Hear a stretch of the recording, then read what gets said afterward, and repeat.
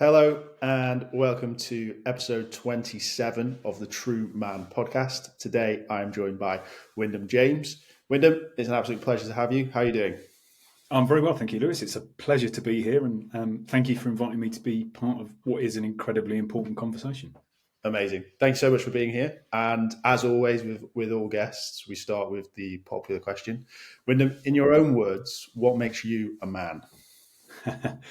I have to say, the first time I heard you ask a guest that question, I had to stop. I paused the podcast and I emailed you immediately, just saying, what a way to start.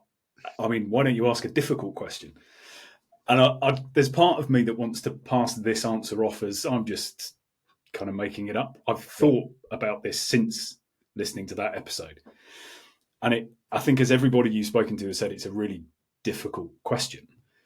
And where I've landed on it is what makes me a man is my relationship with the conditioning I've had around that term, what makes a man. And I think it's, having listened to a lot of these conversations, the thing that stands out is there's no single answer to this. And it is entirely unique. And I look back at what my influences were, which has to be the origin of it. And I would find it hard to describe the kind of man my dad was in really pithy terms. So I think my answer is what makes me a man is ever evolving. And that sounds a bit evasive, but it changes as my relationship. And as I become more aware, reflect more, challenge more, all of that early conditioning and the conditioning we get kind of subjected to in general, it changes. Yes, that's why I want to ask that question, because if your answer to that is almost archetypal or just a generic answer, I think there's a bit of work to be done, because it's really important to know that you're your own person and a man is an element of you, and you've just got to start to explore these things and start to question it. I think just questioning it is why I ask it, because it's such a fun question in the sense that, like, your answer could be different from days to days. And literally just saying to you, I filmed this podcast with myself and I knew I was asking myself that question. And even then I still thought before I answered it, which I think just shows the power of that question. And yeah, that's why I enjoy it. So yeah, I agree. Sorry. And I think your comment about we're different, like every time we consider that question, if we are genuinely considering it and open to being reflective on ourselves and other people, we're going to be different as an individual every time we come to that question. So I always use the term, I try to hold my certainties as lightly as possible, because they're the limit of where I can go. And so something like that is like, I have no idea. I'm just going to hover it in the palm of my hand and be willing for it to be blown away and replaced by something else. Yeah, I like that. I guess it would be good to get an understanding of how you've come to these thoughts and essentially what it is that you do now. Yeah. Okay. So I think the brief answer to this is I was 20 years in a career that I pretty much hated from day one. So I spent 20 years working in various sales roles, everything from I did recruitment, I did field sales, literally walking around trading estates, knocking on doors, asking if people wanted to buy vending machines. That's a long day outside of the office. Eventually moving into solution sales and outsourcing and things like that. And things calmed down in the middle of my career. So 10 years in, I moved into an outsourcing role, but it was all business development. It was all bid management. And whilst I kind of got more comfortable with the companies I was working for, I was deeply unhappy. And nobody knew. You know, my best friends didn't know. My family didn't know. My wife didn't know. And so And I didn't know how to get out of it. I think that's the really important thing. I'd fallen into a sales career because came out of university and it was like, got to get a job. Yeah. Everybody is hiring salespeople because it's the engine of a business. And they're relatively easy jobs to get. They're difficult jobs to keep, but they're relatively easy to get. And I fell into sales and stayed there.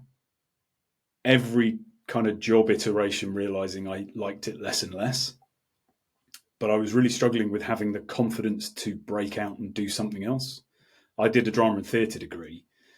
And when I left that, I thought, I'll be an actor. And what I found very quickly was I lacked the confidence to fail as often as I needed to make that a success. And so I kind of collapsed into what is expected of people. You go and get a job, you get your head down, you climb the ladder, you earn more money, you build the life you're supposed to live. So that's what I did. But every time I kind of went round this loop of, I definitely need to do something different. I couldn't identify what it was. And because I couldn't identify what I should do, I didn't do anything. I went back into the process and kind of went round that whole circle again. And that happened time and time and time again. Eventually, back in 2016, my wife was diagnosed with breast cancer. She's absolutely fine now, all good, really well taken care of. But up until that point, I'd been telling myself when I didn't know what to do, it was okay because I'll have time. It will come to me. It will be fine. And you're suddenly confronted with this. I might not have time because I don't know what's going to happen. And that was really the origin of me going, I have to do something about this. And it's been, 2016, 8 years of personal reflection of, I started yoga. I trained as a yoga teacher. I trained as a mediator, thinking those were things that would get me out of the rut and the misery I was in. And then eventually, 3 or 4 years ago, I trained as a coach. A life coach is that broadly meaningless term. And that has really been where I feel I've been able to bring all of the reflection and the learning and the self-analysis and self-reflection into a kind of philosophy. And that's how I now coach, is based on my own experience of figuring my way out of abject misery. Okay, nicely put there, nicely summed up. It's such an interesting thing. I feel like this is more and more common now. Is there's this major event, and it was obviously deemed midlife crisis, maybe when I was a kid. Right, there was many sports cars being purchased on my estate, whereas now it seems to be this reinvention or this change in career path. What do you think has changed that makes that more common now? Because it is, right? Yeah. It's a good question. And actually, when you use the term midlife crisis, that was the cliche when we were growing up. Yeah. I think what's changed is there are more and more of these conversations happening. So it is more common. It's still not absolutely common, but it is more common to hear men talking about, I know we're specifically kind of focusing on men's experience. It's more and more common to see and hear people talking about this. And for me, I think it's not a midlife crisis. What I found in my own experience was the weight of my lived experience had finally outweighed the story I'd been told to expect. So the evidence didn't stack up, I mean, and on the face of it, I was happily married, had a lovely house. I had a, in inverted commas, good job. I was well paid, went on lovely holidays, all the things we're supposed to want. And yet deep inside me, there was just this void. And like I say, I was really good at hiding it most of the time. That it's only been since I've started talking about it more openly. There are times when I write stuff on LinkedIn and my wife will come into the room with tears in her eyes because she had no idea. And this is the person you spend all your time with. Yeah. So I think fundamentally what's changed is more and more people are talking about the lack of fulfillment they are feeling in the life they are living, and looking to explore why that is. Yeah, it's because it like for me, it was sort of I'd lost everything that I'd been working on for 3 or 4 years. I think COVID is like quite a big catalyst for this. A lot of people had a lot of time to reflect. I ironically didn't. It was after COVID that I sort of lost everything that I was doing, and I lived in London, no longer lived in London. Had a marketing agency, no longer had a marketing agency. Like everything was just shifted. Yeah, and so you say that happened after COVID. What was your reflection period within COVID, or were you? I guess you were busy building your agency. Yeah, there wasn't one. I didn't really stop. It was quite amusing. So I lived with my friend from uni and his partner, who was a teacher, and they just sat in the garden and did yoga. And like they had their stresses, right? There was obviously elements to it, but it was a different COVID for them. And I was just still working. Like I was still going into the office. Like as soon as the first lockdown finished, I was basically back in the office, which was just in hindsight, I should have stopped, but I didn't. I tried to build through it, which, it was crazy time. Yeah, you can't know that at the time, though, can you? No, it was just more of a. Well, we'll probably get onto this in a bit, but it was more just the stuff that I'd consumed was like when it's going bad, that's when you should double down because everyone else is restricting, and you should try and push forward, steal a march on them. Yeah, essentially. But it probably wasn't the time to go into battle.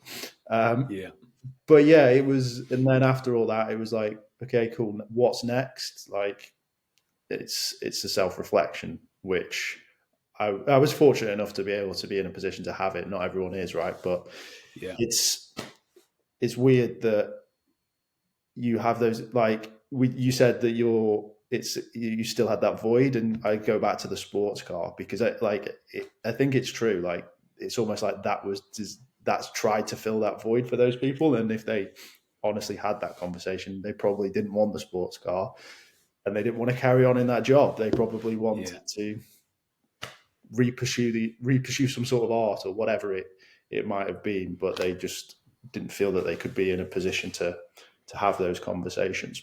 Yeah, I think that's a really interesting point because I end up talking to all of my clients about the idea of mechanism versus meaning. And for me, it was undeniably I went on a pursuit of meaning because I'd done the look around to see what else I can do. And I think we have those very frustrating phases. You can do whatever you want to do. You can be whatever you want to be. And when I used to hear those, I'd roll my eyes and develop a straw man argument that disproved it. So I can be a brain surgeon, can I? I can be the prime minister, can I? Yeah. Missing the point that actually the question is, you can do anything you really want to do. Yeah. You can be anything you really want to be. And fundamentally, going off and buying a sports car is an attempt to do something connected to a deeper meaning that there's a disconnect. And until we spend time reflecting, figuring out what that deeper meaning is that is going to fill the void, I think we're destined to just go through iterations of doing, never finding the answer. Yeah, I think, the main goal is mechanism in the set, like to use your terminology, you have to provide and you have to sustain a life and like we can't all just go and live in tents and be maybe in the future, who knows, but there's capitalist sides to the world that we have to focus on. So let's go into a little bit more about how you do what you do. So you talked about mechanism and meaning, like sort of explain the process that you would go through with a client. What sort of is different about what you do? So I don't know how different it is to other people. I think one of the things I've realized is there's vanishingly little original thought, like genuinely original thought at this point. Humans have been knocking about the place for a while. And if you look at a lot of where the conversations are going, it's You know, if you're quoting Confucius, he was around a long time ago, right? And all of these kind of reflections back to really ancient theories. So I don't know how different it is from anybody else. My focus is always really, if you do not understand what you are trying to create for and in your life, you will always be struggling to identify the mechanisms through which you can create it. So for me, it's I help my clients connect back to that deep emotional state, because fundamentally, I think we're all after five things. We want to be seen for who we really are. We want to be heard for what we have to say. We want to be accepted for who we are. We want to be loved, and we want to be safe. And while, yes, we live in a capitalist world that has other demands on us, and certainly by the time our lived experience outweighs the stories we've been told of ourselves, we almost certainly have a raft of responsibilities as well. The search for fulfillment is always going to be deeper than a thing, always. So if we're only pursuing things, and that can include money, status, even a relationship is a mechanism to something else. So that's where we start, and that's a big ask. Somebody comes in saying, "I'm unhappy with my job. What job should I do?" It's like, good question, wrong time to ask it. That's the last piece of the puzzle. Yeah. We're going to have to get deep. We're going to have to get uncomfortable. Although I say we're going to have to, you don't have to. You can choose not to. Yeah. That's entirely up to an individual. Understanding there are consequences to that choice is really the fundamentals of it. And so, yeah, to start with, I work with people understanding the meaning they're trying to create. And then I really move into the practicing awareness around the things we cannot change. Practicing acceptance, surrendering to those kind of building blocks that there's nothing we can do about them. The idea that every decision we make will have consequences. There'll be two types. There'll be the intended consequence and there'll be unintended consequence. That's going to happen. How big those consequences are is dependent on the situation. But trying to make a decision that has no negative or not positive consequences is a waste of time, because we cannot predict it all. So we then move into this kind of, okay, what do you have to accept?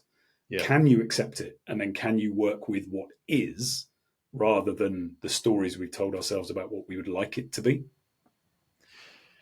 It reminds me of like the butterfly effect. The film is like, you don't know, you have no, you can change one thing and you think it's for the best. And there's a rom-com as well now, more recent, I guess, About Time, where it's the same sort of concept. Yeah. He goes back in time and changes something, and he thinks he's doing it for the best, or he thinks the outcome's going to change, and something else happens or something else occurs. Yeah. But the same outcome happens, and he's still confused, yeah. Which is, well, I think it's your point there that says he thinks he's doing it for the best. That's another one of the kind of the base blocks. Is every decision we make makes sense to us in the moment at some level. You know, the consequences ripple over a long period of time. And so by the time I got to the point where I knew I couldn't continue in that old life anymore, I had forgotten why the decision made sense in the first place. So all I could focus on was the unintended consequence. And because I couldn't remember why it made sense, I made it about me, that there must be something wrong with me because I haven't been able to fix it yet. So again, it's another one that we sort of start layering these. These are the truths. They might not be the truths you want them to be, but if you can accept them and work with them, then there's a kind of like a more solid, it's not entirely solid, but more solid kind of groundwork to build from. It's it's interesting. That's probably something that I really want to touch on, because you said it took you, well, you're 8 years now into this journey, right? And you're still learning and still sort of uncovering things, and the stuff that's maybe coming out of your mouth probably wouldn't have come out of your mouth 8 years ago when you first sort of 100%. first started this. Yeah, and for me, I think I'm probably like 2 years into this now, just over, and again in that sort of 2-year period, how this started and where it is now are two very different thought processes. And you also mentioned, sorry, go on. Sorry, no, you go on. Well, I was going to just say, you mentioned about being uncomfortable, and that can be quite raw, and it's quite a hard thing to do. And yeah, in my opinion, I haven't had any life coaching or counseling or therapy or anything like that. Maybe it's something I will do in the future, but that getting uncomfortable, for me personally, I think it needs to be done on your own first, and it needs to be thought through, and it needs to be pretty like abrupt and pretty like you're essentially probably the worst person to be that judge of who you are now. But that for me was a big turning point. And I'm just interested because obviously you're obviously now a life coach and you're doing all these things. But 8 years ago, was that something that you'd considered, or where did you land on that journey? Yeah, I think this is gross generalization, but I'm one of the few coaches who became a coach before they had a coach. So I agree with you. When I reflect on that kind of adventure that I went on, it started, as I say, with my wife having her diagnosis and me thinking, I have to do something about this.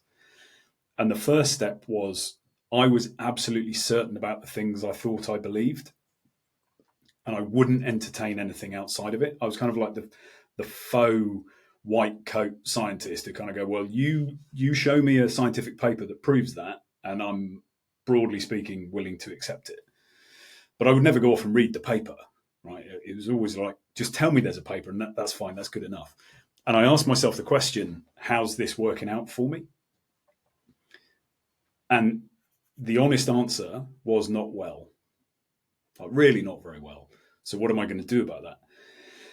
And then the next 8 years have been personal reflection, have been in my own head, looking for and pressure testing the things I thought I believed, because you only kind of have to have one begin to crumble a bit, and then you're posed with the question, well, what about all these others? So I remember it actually started, I went off and started practicing yoga. But I started yoga thinking I wanted to be able to do a handstand. And then I asked my yoga teacher, what exercises do you think I should do? And he just looked at me and he went, why do you want to do a handstand? And that was all he said. And it was like, oh no, I'm going to have to go and look at why I wanted it. Oh, who's that validation for? All that kind of stuff. But it all happened internally, even to the point where I was, I don't know, it would have been nine years married at that point. And I was posing myself the questions, I can no longer assume the things I think I believe are mine. In which case, do I believe in marriage? I'm 9 years into a marriage and I was not sharing that with my wife. And I remember being unbelievably terrified of that question, because I didn't know what the answer was going to be, and I didn't know what whatever the answer was would mean and what further conversation that might lead to. So thankfully with that one, I came to the conclusion I probably don't believe in marriage, but I do believe in my relationship with my wife. But when I told her, it was just like, you've done what now? You've been spending how long thinking with what? So yeah, it was all happening in my own head. And I agree with you. I think that's the path is can I find a place of comfort in my uncertainty, which I know it seemed paradoxical. That means when I'm ready to finally have a conversation with someone, I can actually say, do you know what I've been going through? This is what I've been going through. Yeah. And I think it's fundamental to having that process to recognize we are broadly speaking, all going through the same thing.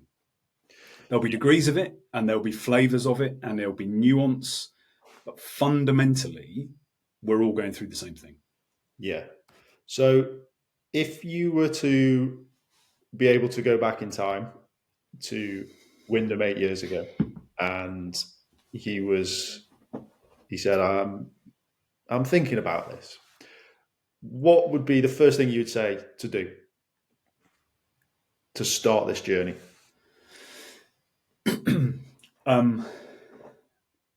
So actually, I don't think the start would be different from what it actually was. I had to recognize that I didn't know. But fundamentally, I don't know. I'd grown up. My family environment, we were all very certain of a lot of things, and we were all, both my parents were teachers. We're kind of pedants, like linguistic pedants, and we were always pulled up on bits and pieces. So we grew up in this is right and this is wrong. And I held on to a lot of those, what I thought were certainties. I've since come to realize that the things we believe and the things we believe to be true almost never have anything to do with an objective truth. All they're really doing is becoming stabilizers so that the world around us is predictable. Yeah. If that predictable world is not going very well for you, then learning to let go of your certainties is the first step. Even if it's just like a chink of light that says, well, what if this isn't true? Whatever the story is we're telling ourselves. Because that what if, it doesn't mean it's not true. It just gives you the opportunity to start layering your lived experience up against this deep conditioning that, so I would have been 40 around that time. That's 4 decades of deep, entrenched thinking and conditioning. Yeah. That stuff is not going to get shifted quickly. It's just not. Whatever anybody on TikTok or Instagram or LinkedIn or whatever platform it is, you're not going to resolve that in a 3-month coaching program. You're not. It will help, Yeah. but it's not going to be the end of the work. So I would say that recognize how tightly you're holding your certainties, and then give yourself the opportunity to be wrong about them. Yeah, question, right? It's like, why and what? Yeah. Like, it's a tough question, but it's a good question to ask. And I look at this from a overarching point of view, so like everyone and like anyone. I think in some scenarios it's really easy, and there's a lot of privilege and there's a lot of benefits that I can sit here and say that I can comfortably have that conversation with myself, and there wasn't really any consequences to go and take a step in a different direction. And I think about that, and I think if I was in a different position, say had a mortgage, had some children, had something else that sort of linked to it, would I still make the same step? And I think the answer to that question is going to be dependent on probability, right? Is like, is there going to be a success to this? Is this going to negatively affect the other people around me that it can affect? And that's how I see this now, is like, you can have these conversations with yourself if you're uncertain, but maybe then look at them from a probability point of view. Is the risk worth the reward? And that may sound a bit counterintuitive because we want everyone to be in spaces that they feel comfortable in.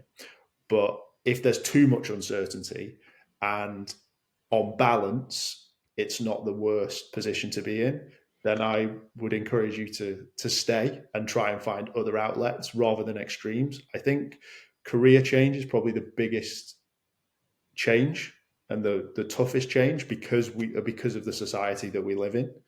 But there are other outlets, right? You don't have to take crazy steps, shall we say. Absolutely. Like for example, the reason that I bring this up is because one of your questions was, do I believe in marriage?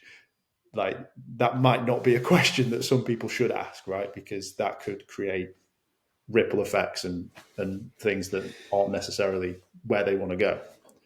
Yeah, it's an interesting one, because I don't think there are any questions we shouldn't ask. Yeah. Again, it comes back to these, like the fundamental truths are, there will be consequences to whatever we do. There will be. So you said you were in a privileged position that you could make a change and there are no consequences. There are, definitely. Yeah.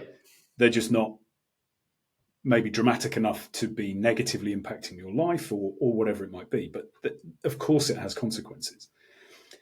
If somebody were to ask that, had I asked myself that question about marriage and the answer come back, no, I don't believe in marriage, and more importantly, it's exposed the fact that I don't believe in this relationship, yes, there are going to be ripple effects, massive consequences to that. And yet, if I don't ask that question, I am living a life that is not true to who I really am. Now, if and that will be contributing to the feeling of lack of fulfillment and the misery and the unhappiness. So for me, it's very much a case of, there are no questions we can't ask. Yeah.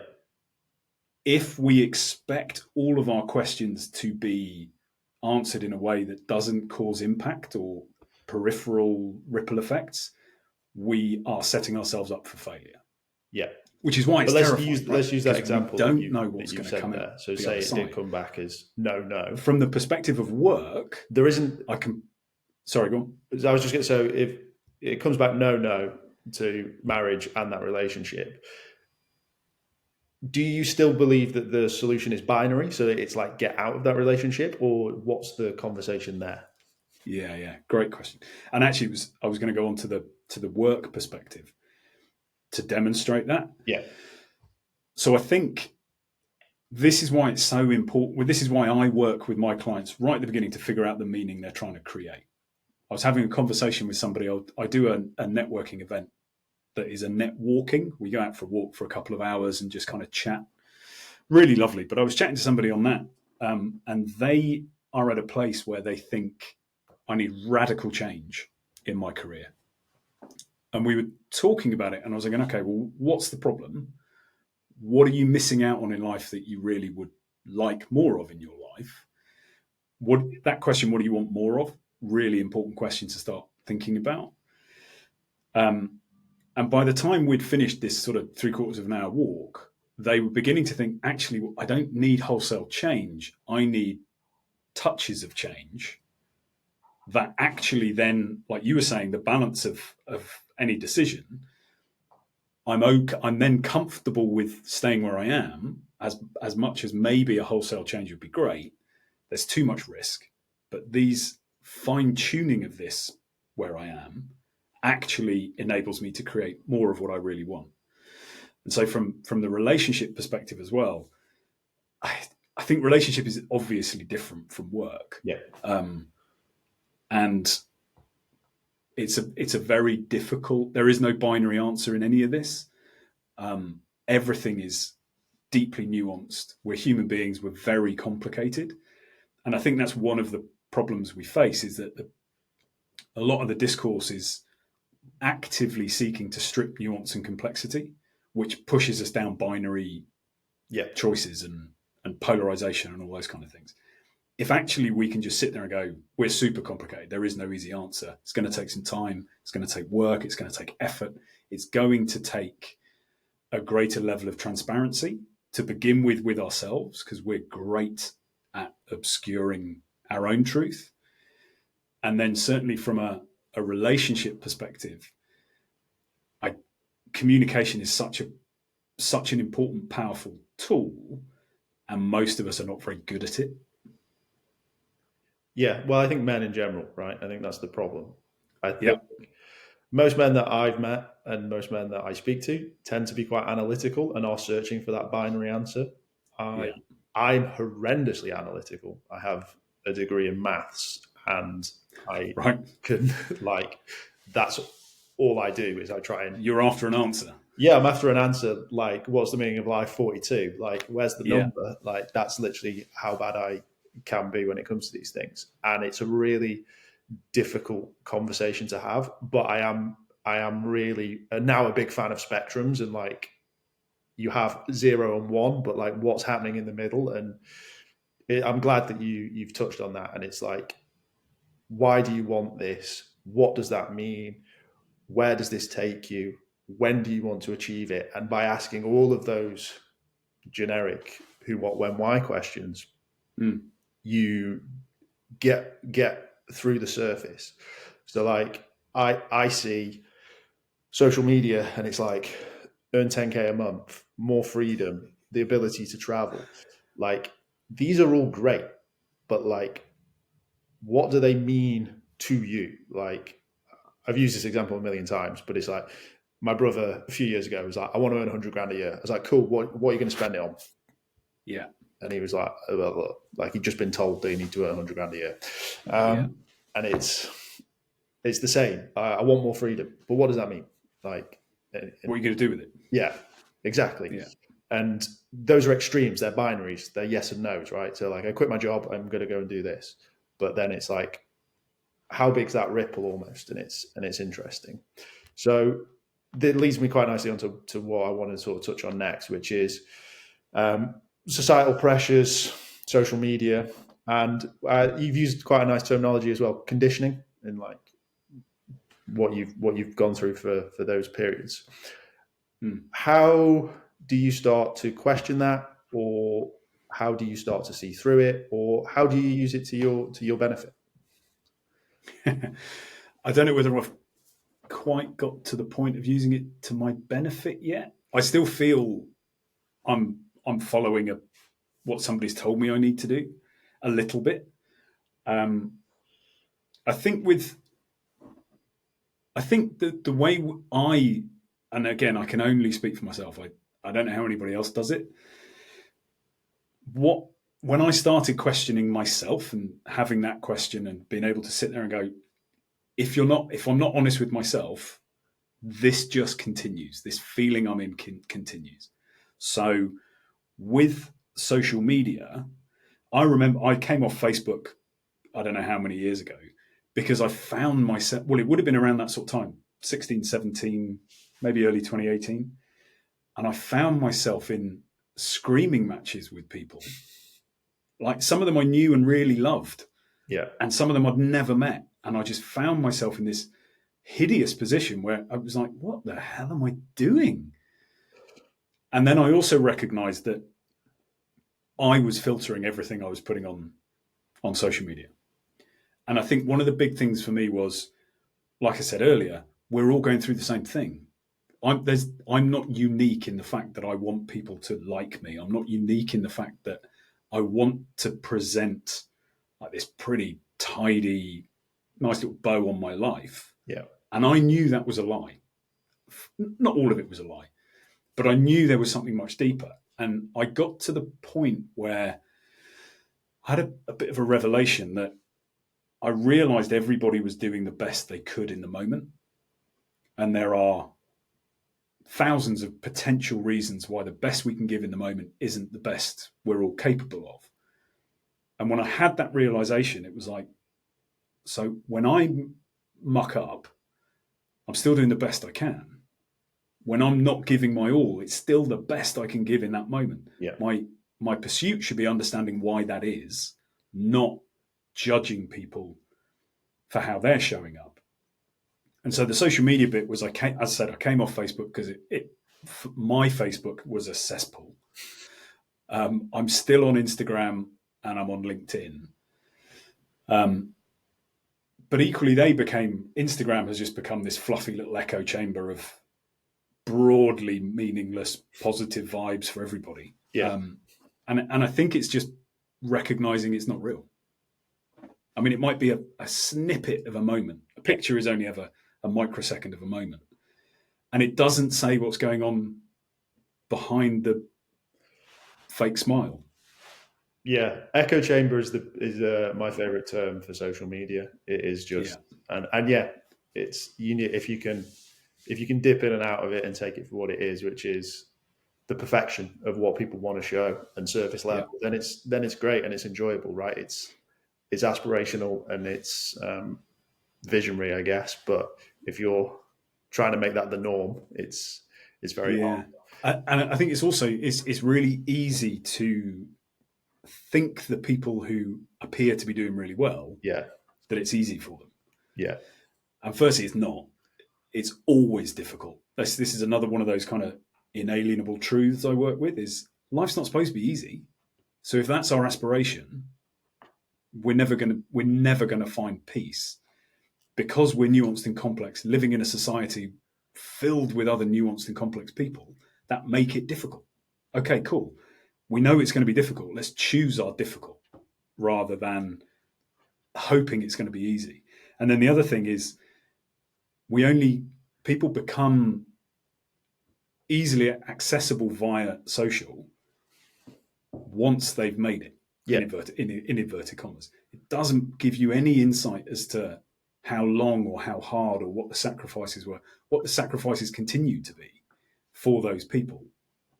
And so recognizing that as well, I think is this isn't anywhere near all of the story, No, and they're still struggling. yeah, I completely agree. They're people, right? They're people as well, right? Yeah. That's the main thing. So just to bring it back to men, I guess, in a nice round Mm-hmm. way. In your opinion, what do you think is missing, or what do you think there needs to be more of in the men's space?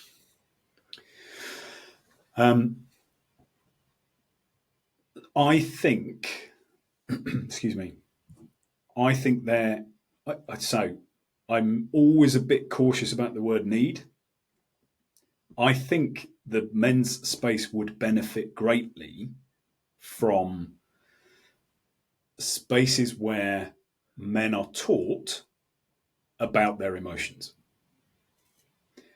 And not only taught about them, but given space to experience, process, and let go of their emotions. It's I'm talking to some of my siblings, and we have these conversations now. Where it's like, do you ever remember being taught about your emotions? It's like, no. What are you talking about? We're all 50 or hovering around 50. It's like, of course we weren't. We were brought up in a space where positive emotions were fine, negative emotions, and I'm in inverted commas, were pushed to the side. So I don't know anyone who's been brought up being taught, certainly not of our generation, what their emotions actually mean. And I think one of the fundamentals for me, because I hid my emotions for decades, I remember three distinct points during my 30s, late 20s and 30s, where I had emotional breakdowns in public that I could not stop. And I couldn't explain it. It was just this inability to hold back the pain and the upset and the sadness and all those things. But I didn't do anything about it. I just got the stopper on it again and went, oh, that was embarrassing. Let's not do that again. But Yeah, I had two more before it was like, my body is trying to tell me something. And so I now work with my own emotions on the basis of this is just information. And I ignore it at my peril. So I think, as hard as it is, I think the men's conversation and spaces for men would massively benefit from more open discussion and experience of our emotions. And underlying all of that is we are all just human beings. You cannot get away with it. It will come and get you at some point. yeah, So being in a position where we open ourselves to that vulnerability and say, okay, well, I'm going to be proactive. I don't think that I think that's a pipe dream for most people. It definitely was for me. yeah, But if we can be proactive, and if people like you having these conversations, creating these spaces, can at times lead with that, I think there is enormous value in that. Cool. Nice. If people like what you've said, Wyndham, where can they find you? And what's the best way to reach out to you? Yeah, so I have a website, wyndhamjames.com, WYNDHAM James.com. You'll be able to see kind of my approach on there. I also have a podcast, which is called Hands Up If You're Human. And really it's drop in, I'm on LinkedIn as well. I'm the Blueprint Coach _Wyndham on Instagram. I definitely don't sell anymore. So it's drop in if you like stuff, let me know, and brilliant. I'm super keen to have more conversations. I don't think we do not converse in a meaningful way often enough. So thank you, Lewis, for the invite, and thank you for the podcast you do and the conversations you're having. I think it's where it all starts. Thanks so much for being on, and I think you summed it up nicely there. So thank you. Thank you very much.